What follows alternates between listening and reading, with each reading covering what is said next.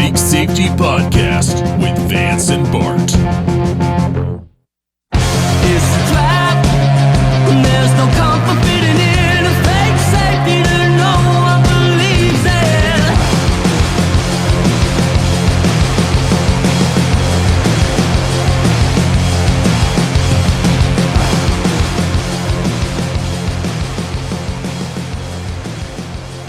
in. So, I have two questions for you in close succession. First question, do you like weed?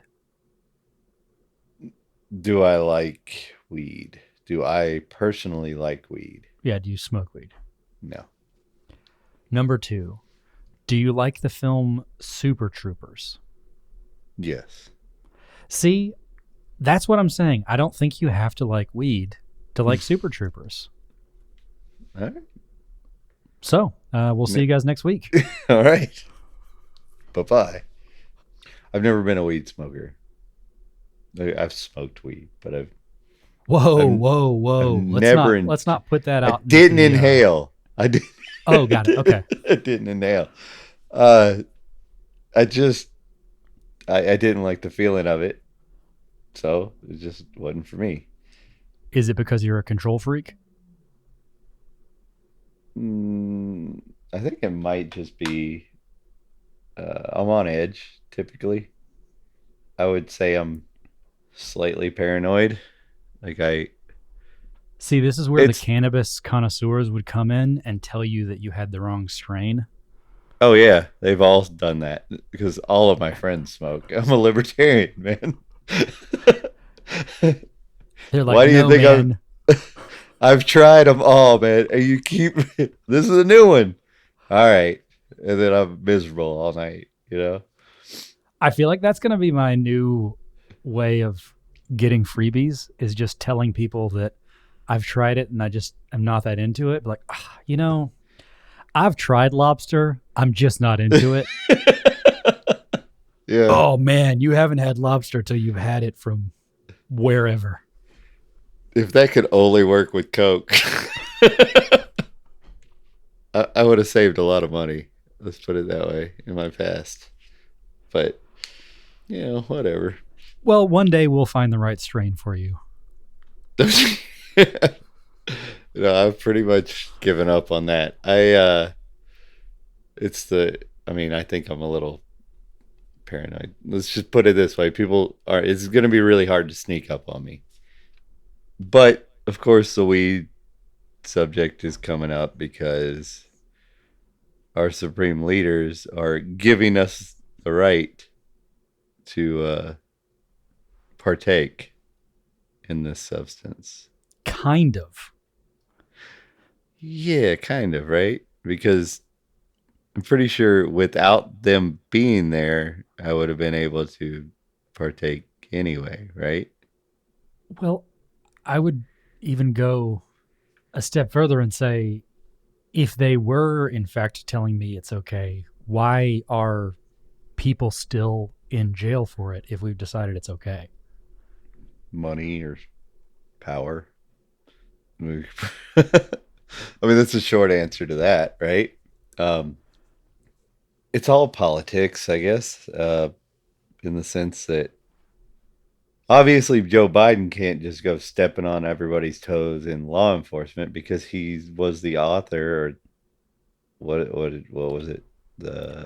I think he was the crime bill. He was the sponsor for the sponsor. Yeah. What in the early 90s? 92 or the one with the getting hard on crime with Bill Clinton, right? Or the 3 strikes and we kill you or something. Yeah, he's now basically walking back legislation that he put in place and people forgot about. Right. And then of course our vice president was known for not only putting people in jail for marijuana charges, but withholding evidence that could exonerate people on drug charges, and got caught doing it. Somehow she doesn't, that's not a crime. I don't understand that. Like, got caught and punished as like no, you're not allowed to do that. But if you withhold evidence and keeps a person in prison, how's that not I don't understand. Like, because if I go and grab somebody that I think's a bad person, but they haven't done anything wrong, and then I just chain them up in my basement. I mean, you would go to jail, Yeah. but I think we all agree as a society that that's something that we acknowledge that the state is doing and that we're angry about, because there are all these true crime documentaries highlighting it. Because because what was the Netflix one, Making a Murderer? Like, even if you think Stephen Avery did it, I think we all agree that there was evidence planted against him and that sort of thing. Yeah. So if we all agree that that is indeed going on and is rampant in the government and is also wrong, how is it still happening? Right. Yeah. Well, it's probably not, because we've caught them now, right? So they're probably mining their P's and Q's now, right? Yeah, we promoted them. Yeah. We made one of them vice president. Right. Right. But even if we take this back to a libertarian court, right? Like, where we don't punish people who don't commit violence upon others, right? And we judge her actions, she is punished. She is responsible, personally responsible for this person's incarceration, right? This woman keeps her job, gets promoted. But I don't understand how you can make a decision to blow up a van full of do-gooders trying to feed poor people in a third world country, and his family, wipe out him and his entire family, and then nobody even loses 8 hours worth of pay, not even suspended for a day, nothing. Like, everybody's still fine. All of these things are happening every day, and then when we find it, we go, oh, this person needs to be released from jail immediately. That's what we see on the documentary. But who the fuck? Nobody's saying, like, this person is responsible. This person has done violence. This prosecutor has committed violence upon a peaceful person and deserves to be punished. Deserves to make it right, not be punished. That millions and shit that comes from the taxpayer, I think you should bankrupt that fucking DA before any of the taxpayer money goes to him. Whether it's $10 that fucker has or $1 million, take all that first. You're talking about the defense fund that we all fund for them and their liability and that sort of thing, right? Yeah. Yeah. I don't think that's as widely known as you might think it is. Yeah. I don't think your average person on the street knows that you can't really sue law enforcement because they have a handful of unions and lawyers that we all pay for, right, that not only investigate them and find no wrongdoing, but then also are... Yeah, the defense fund, exactly. One of the things I was talking, but also, like, when somebody does get let out of prison who is wrongly convicted, they typically end up getting a settlement, right, for $1 million or whatever, right? They've been in prison for 10 years and they didn't deserve it, and then that's paid by the taxpayer.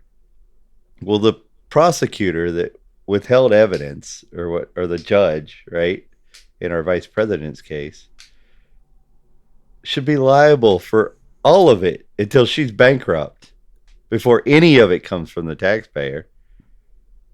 If this person that she's responsible for having in prison falsely gets awarded $10 million, well, the first bit of it's coming from her until she's bankrupt. That's what it should be. I'm pretty sure that if I'm sitting here just talking about Joe Schmo on the streets with my neighbors, they would all agree with that until you bring politics into it. And then if it's a Dem, they'd be like, "Oh no." But like, if I don't mention politics or whatever, people tend to agree with that. Like, you can't just falsely imprison your neighbor and then expect the neighborhood to pay him off when he's let free. Yeah, the accountability is long gone. Why on earth would you take the time to do things right if you don't have to account for your wrongdoings? Yeah, because if she gets away with it, she has a conviction record that looks promising, right? She's tough on crime. She's a judge, whatever. She gets reelected, you know. But if she doesn't get away with it, nothing happens. She's fine. So why would she not try? It's all about incentives, right? And in Yeah. that position, you are incentivized to do pretty much anything to put someone in jail. Yep.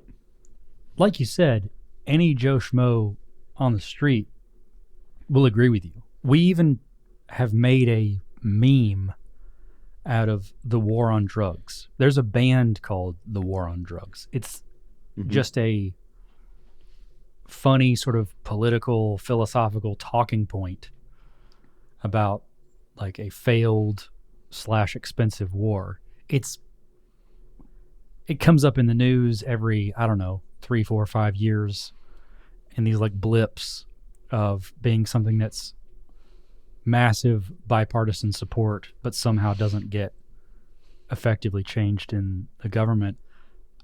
Is that because we think the war is over?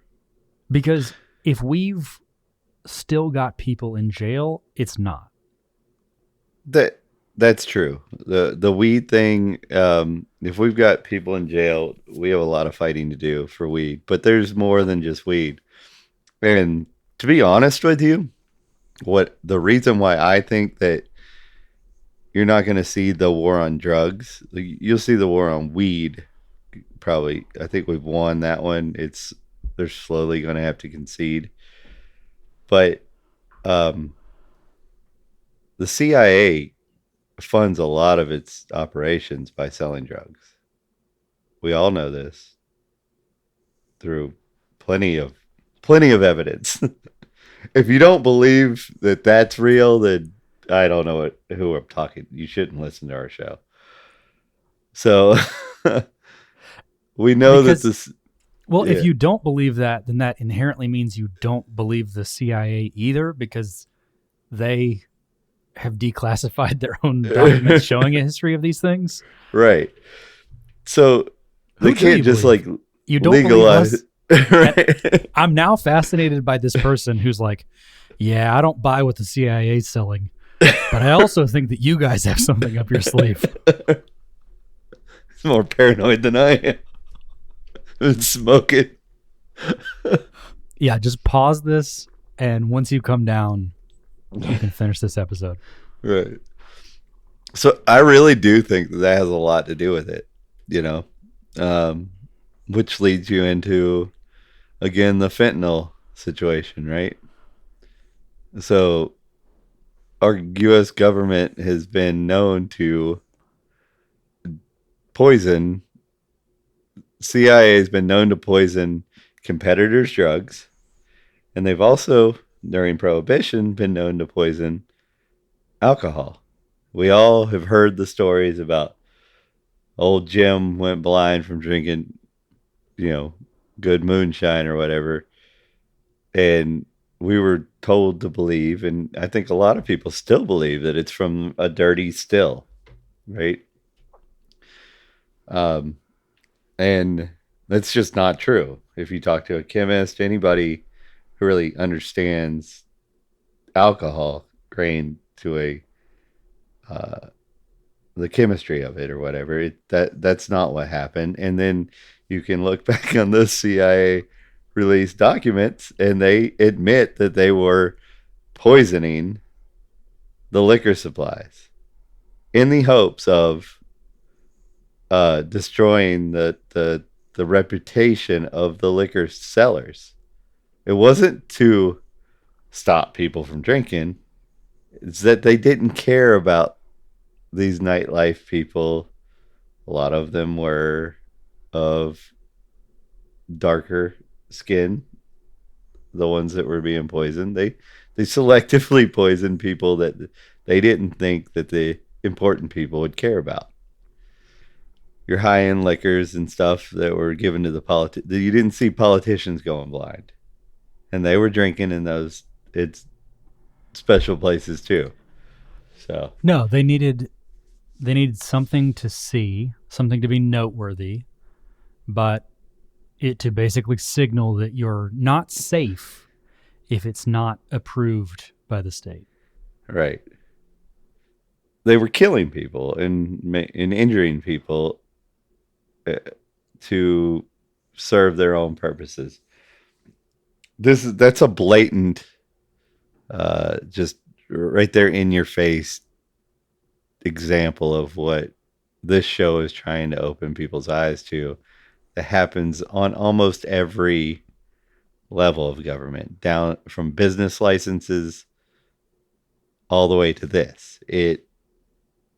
This is violent coercion, extortion, and slavery. And this is just a very in-your-face example of it. And we're supposed to go out and celebrate when somebody who is willing to put you in jail for life for three strikes on holding this substance says, "Oh, my bad. We're not going to do that anymore." We're supposed to celebrate this person as a hero? Well, I'm not part of that because I gave the middle finger to Kemp when he opened Georgia before DeSantis in Florida, because he didn't have the right to close down Georgia. So if I'm not willing to give him a pass, I'm damn sure not willing to give this fucker a pass. But he hasn't poisoned you. You're right. He hasn't poisoned me, but he's poisoned plenty of people. I'm sure.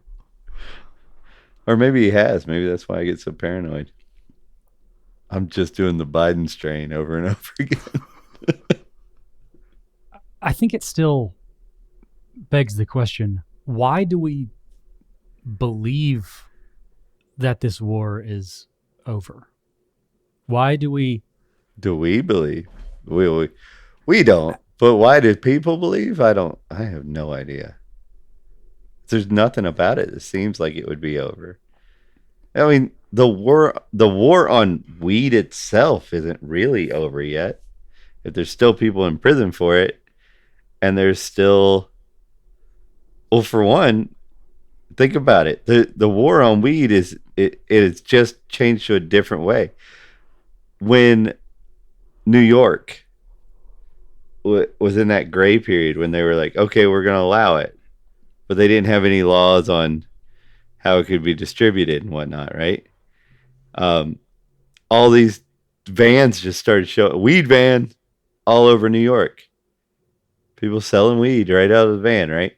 And then, I don't know, probably a month ago, they all just got arrested because they passed some, and they're selling weed illegally because it's not the government approved strain. They got it all clarified. So like now it's not government approved strain. You're not a licensed approved dealer of it.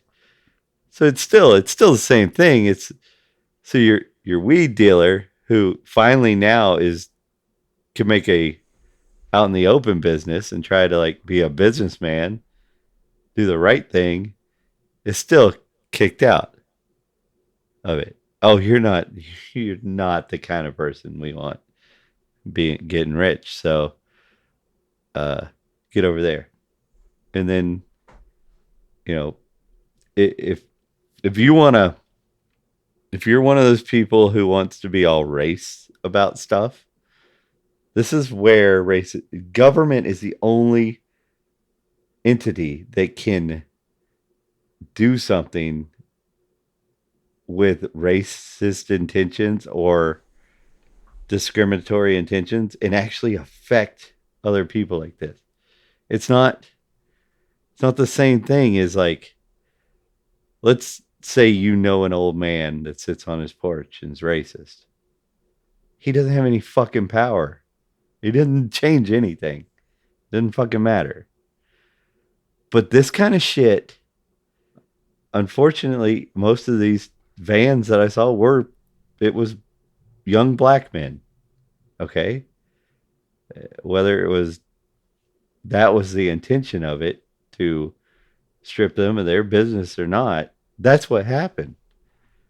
They didn't have enough money. They didn't have the connections to get the licenses. I mean, hell, it takes like $1 million to get a taxi thing.